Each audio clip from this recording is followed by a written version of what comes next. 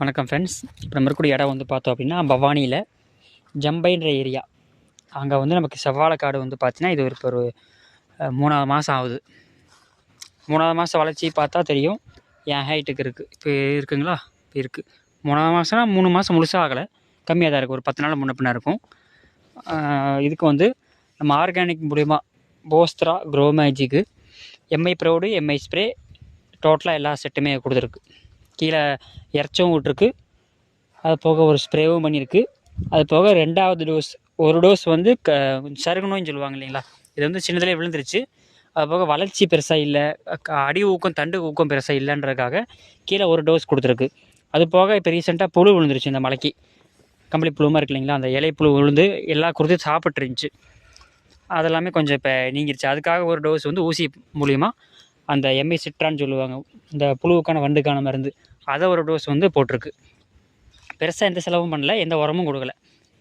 மண் பரிசோதனை அட்டையை வந்து ஈரோடு மாவட்டத்தில் வந்து எடுத்துகிட்டு வந்தாங்க கவர்மெண்ட் மூலிமா. என்ன சத்து குறைபாடுன்னு சொல்லி அதில் போட்டிருந்தது. அந்த சத்துக்கான மருந்து மட்டும்தான் கீழே கொடுத்துருக்கு.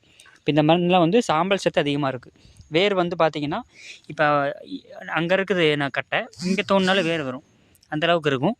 அதே போல் தலை வளர்ச்சி இருக்கு இல்லைங்களா, தலை வளர்ச்சி பாருங்கள் எந்தளவுக்கு இருக்குன்ட்டு. நல்லா பச்சை பசேன்னு இருக்குது, நல்லா தெளிவாக இருக்குது. அதே போல் குருத்து நல்லா தெளிவாக வந்துக்கிட்டு இருக்குது, தெரியுதுன்னு நினைக்கிறேன் பார்த்தாலே. குருத்து ரொம்ப அருமையாக வந்துட்டுருக்கு, எந்த விதமான தடையும் இல்லாமல். இலையோட வளர்ச்சி வந்து பார்த்திங்கன்னா தெரியும். 1 2 3 ஜான் வருது. இந்த கையில் வந்து ஒரு இலையோட வளர்ச்சி வந்து 3 ஜான் எந்தளவுக்கு வருது பாருங்கள். நல்லா இலை வந்து தெளிவாக தள்ளி அகலமாக வரும். அடுத்தடுத்து வரும்போது 4 ஜான் 5 ஜான் வரும். இப்போ இந்த இலையை பார்த்தா தெரியும். 1 2 3 பாருங்கள், 3 இப்போ 3 இலை ஆயிடுச்சு. இனி அடுத்து வர இலை வந்து நல்லா அப்படியே அகலமாக சூப்பராக வரும் பார்க்குறக்கு. எப்படி இருக்கு பார்க்குறக்கு, இந்த குருத்து எப்படி இருக்குன்னு, புது குருத்து அடுத்து கொடுத்து வந்துட்டு இருக்குது. இந்த க்ரோத் இருக்குது. ஒரு இன்ஜெக்ஷன் பண்ணியிருக்கு, 2வது இன்ஜெக்ஷன் டோஸ் வந்து அந்த புழுவுக்காக கொடுத்துருக்கு, அதுவும் கண்ட்ரோல் ஆயிடுச்சு. அதே போல் கீழே வந்து போஸ்த்ரா அடி உரத்துக்கான கண்டென்ட்டு, மைக்ரோநியூட்ரியன்ட்டு, ஹியூமிக் ஆசிட் அப்படின்ட்டு நாங்கள் எங்களோட சொந்த தயாரிப்பில் ஓன் பிராண்டில் வந்து நம்ம கொடுத்துட்ருக்கோம், இந்தியா க்ரோ பிராண்டு மூலிமா. ஸோ அதோட அருமையான வளர்ச்சி எந்த அளவு இருக்குதுன்னு பார்த்தா தெரியும். நீங்களும் ஆரம்பத்துலேருந்தே வாழையை வந்து ஸ்டார்டிங்லேருந்தே நல்லபடியாக கொண்டு வரணும், பெருசாக சருகடி இல்லாமல் கொண்டு வரணும், உங்கள் க்ரோத் நல்லா தெளிவாக வரணும்.